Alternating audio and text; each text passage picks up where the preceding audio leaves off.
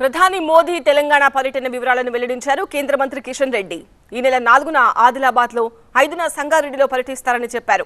మొత్తం 15,000 కోట్ల రూపాయలకు పైగా అభివృద్ధి పనులకు శంకుస్థాపనలు, ప్రారంభోత్సవాలు చేస్తారన్నారు.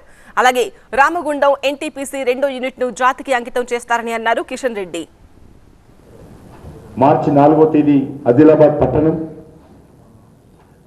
5వ తేదీ సంగారెడ్డి,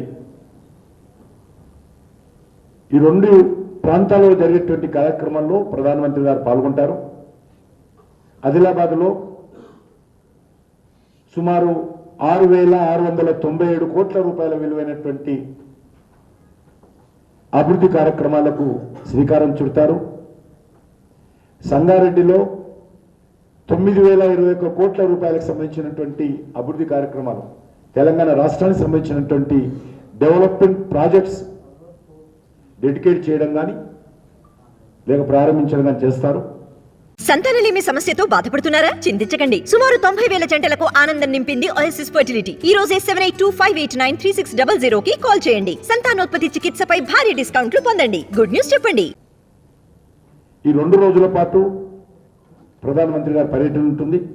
ఆదిలాబాద్లో ఫిజికల్గా కొన్ని ప్రాజెక్టులు, వర్చువల్గా కొన్ని ప్రాజెక్టులు వారు ప్రారంభోత్సవం కానీ శంకుస్థాపన కానీ చేస్తారు.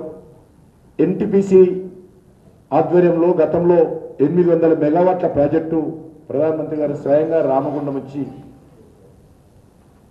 వారు ప్రారంభించారు. ఇప్పుడు 2వ యూనిట్ అది కూడా రెడీ అయిపోయింది.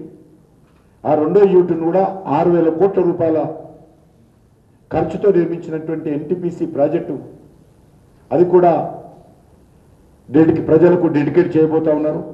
అదేవిధంగా రైల్వేలకు సంబంధించినటువంటి కొన్ని ప్రాజెక్టులు కూడా ఉన్నాయి, వాటిని కూడా పూర్తి చేస్తారు.